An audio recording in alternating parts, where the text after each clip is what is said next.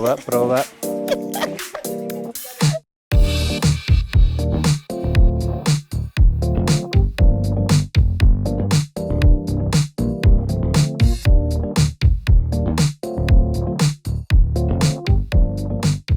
Allora, io mi chiamo Geneviève.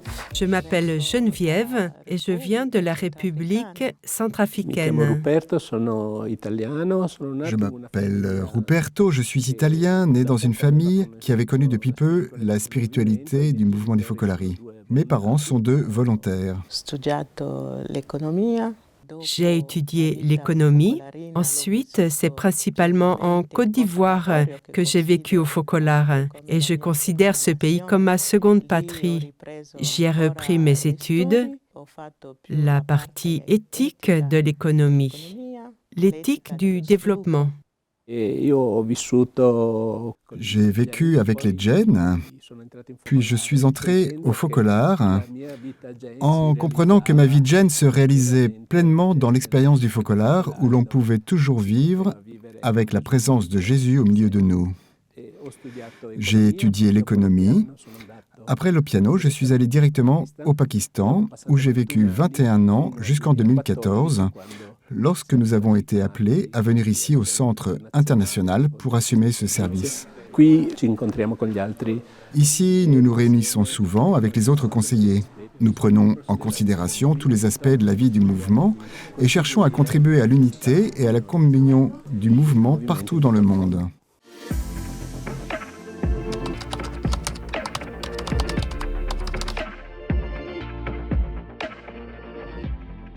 Nel nostro ufficio. Dans notre bureau, les réalités sont multiples. Par exemple, le service juridique et administratif qui nous aide à affronter les diverses questions que nous rencontrons. Il y a le bureau de la comptabilité et des achats. Et puis, nous avons aussi le bureau conception de projets et collecte de fonds. Et nous travaillons en étroite collaboration avec un focolarino marié qui assume le rôle d'administrateur général. E sentiamo il desiderio e Nous anche ressentons le désir et nous nous engageons à vivre cette communion tout d'abord entre nous, là où nous travaillons, dans notre bureau. C'est une expérience très intéressante, très belle. Disons que c'est une grande richesse et aussi une grande c'est joie. anche una grande gioia.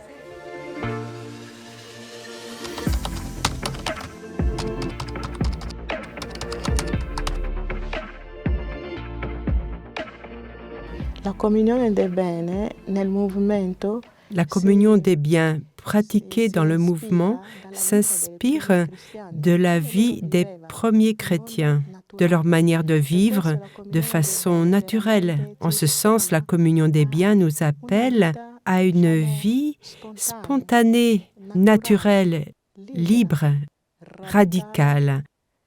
Nous pouvons même dire évangélique et réciproque. Dans les statuts du mouvement, Chiara écrit « L'expérience de la communion des biens et de la providence forme une nouvelle mentalité chez les personnes qui appartiennent au mouvement et leur enseigne à trouver leur propre réalisation en aimant et en donnant. » C'est justement dans cette vie de communion qu'est née l'économie de communion, la culture du donner. Nous pouvons vivre la communion des biens de 1000 manières. Cela peut être la joie que nous partageons, la souffrance que nous portons ensemble, le temps que nous offrons. Par exemple, dernièrement, une personne nous a dit « J'ai vécu toute ma vie pour le monde uni. Je voudrais maintenant faire un legs afin que, quand je serai au ciel, mes biens puissent servir à faire progresser cette vie de fraternité. » Vediamo che in tutte le zone del mondo c'è tanta Nous voyons dans toutes les zones du monde beaucoup de communion, beaucoup d'aide réciproque et de soutien mutuel. Ce qui maintenant manque un peu, peut-être, c'est la conscience que pour faire progresser les activités du mouvement dans le monde entier, pour qu'il se développe, il faut des moyens économiques. Or, ceux-ci proviennent aussi en partie de la communion des biens. C'est ce que Chiara appelait, elle en a parlé très souvent au Gen, le capital de Dieu.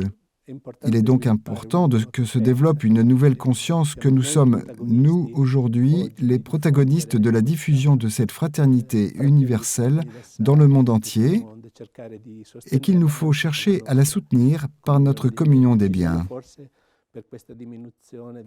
De nombreux facteurs peuvent expliquer cette diminution de la communion des biens au Centre international. Peut-être le rôle du centre n'est-il pas bien connu ou compris. Le Centre international voudrait être un soutien pour l'unité du mouvement dans le monde entier et construire les relations entre tous. Par exemple, c'est ici au Centre international que sont organisées les traductions au service de tous et la diffusion en ligne du matériel de formation. Une autre expérience importante s'est faite durant la pandémie avec le lancement d'une communion des biens extraordinaire. Là aussi, la réponse aux besoins de tous est un signe que nous vivons pour le monde uni. Et nous pouvons répandre cette pratique non seulement à l'intérieur du mouvement, mais aussi plus largement dans la société.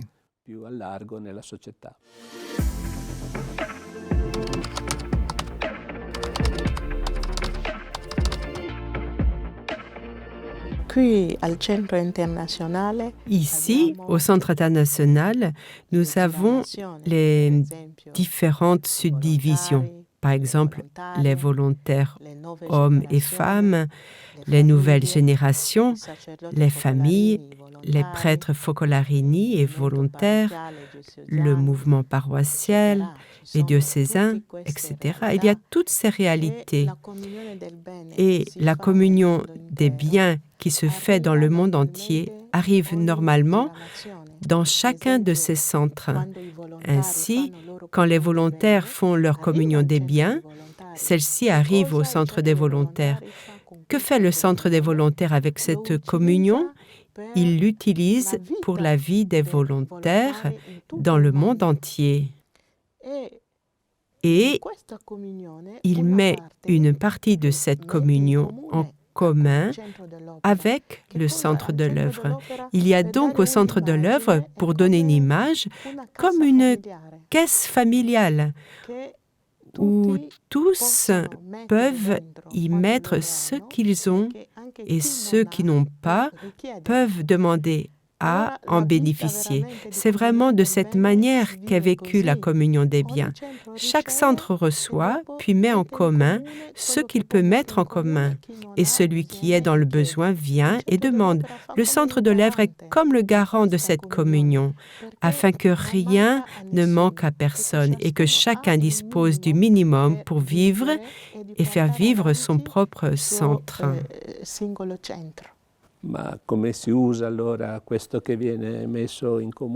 Comment est alors utilisé ce qui est ainsi mis en commun? En plus de soutenir les activités du Centre international, nous nous efforçons de répondre aux nécessités et aux requêtes des différents centres, des branches et des zones. Ainsi, nous recevons chaque année plus de 200 demandes, auxquelles nous essayons de répondre précisément avec ce capital de Dieu que nous avons en commun. Nous parvenons à soutenir, par exemple, quelques activités de formation qui se font dans les zones ou que les centres promeuvent. Nous aidons des familles ou des personnes dans le besoin. Nous soutenons nos cités pilotes et quelques-unes de nos œuvres. Et pourquoi cela? Parce que nous voulons contribuer à former des femmes et des hommes nouveaux. Parce que nous sommes convaincus que ce n'est pas l'argent qui change le monde, mais ces femmes et ces hommes nouveaux qui portent cet esprit d'unité, qui contribuent à construire une fraternité universelle surmontant ainsi les nombreuses inégalités qui existent. Dans la dernière newsletter, le bilan de communion a été présenté. Vous y trouvez de nombreux détails et beaucoup de nouvelles des activités en cours. Et ce bilan de communion voudrait être un grand merci à tous ceux qui vivent pour le monde uni. Grazie a tutti quanti vivono per il mondo unito.